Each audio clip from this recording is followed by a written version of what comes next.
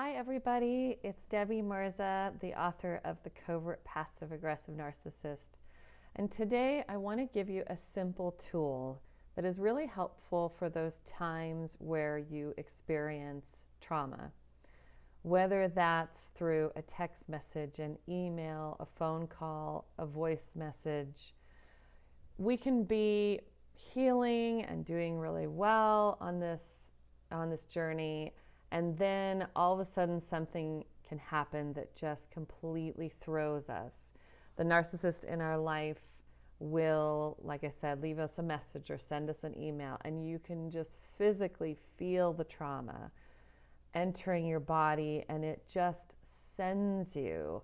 I know for myself, there have been different times that this has happened, and it just flattens me for days in the past, where I just couldn't function. I couldn't think. It made me numb emotionally. So one thing I was talking to a friend of mine the other day about, and she had a really confusing conversation with her dad, who is a narcissist in her life, a very covert one.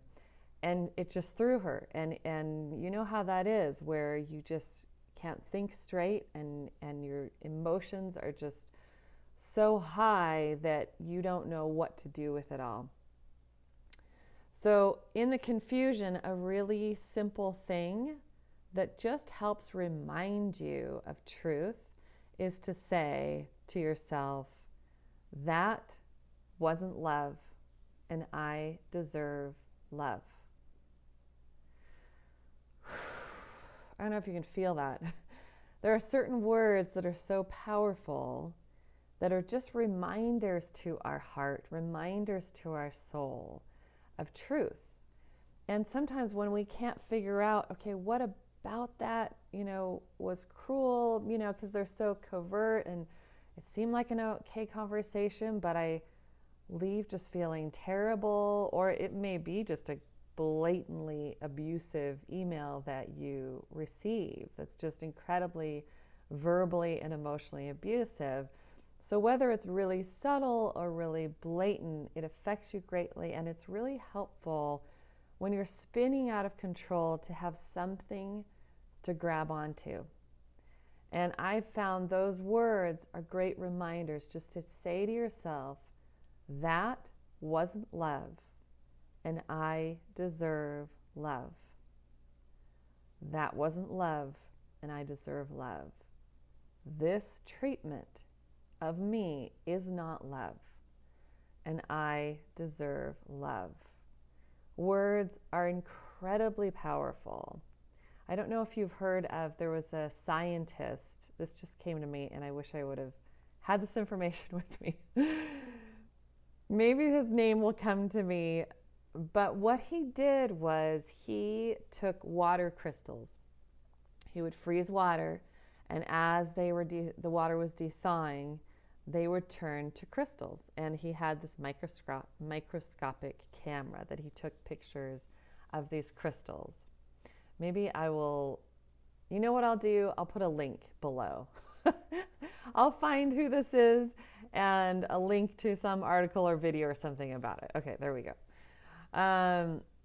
But it's remarkable. So what he did was he had water bottles, and on each bottle he would write a word: love, kindness, hatred, anger.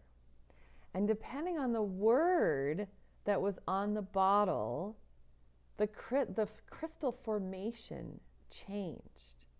And it's fascinating to see, because the crystal that has love and peace and kindness are these like beautiful looking snowflake kind of designs. And the ones with hatred and anger just look like they're like disintegrating. And most of our body is water. That's what we're made up of, a large part of us, as I'm sure you know. So the words that we say to ourselves are incredibly powerful and incredibly healing. So I just want to make you aware of that. If you probably already know this, but it's nice to be reminded. It's helpful.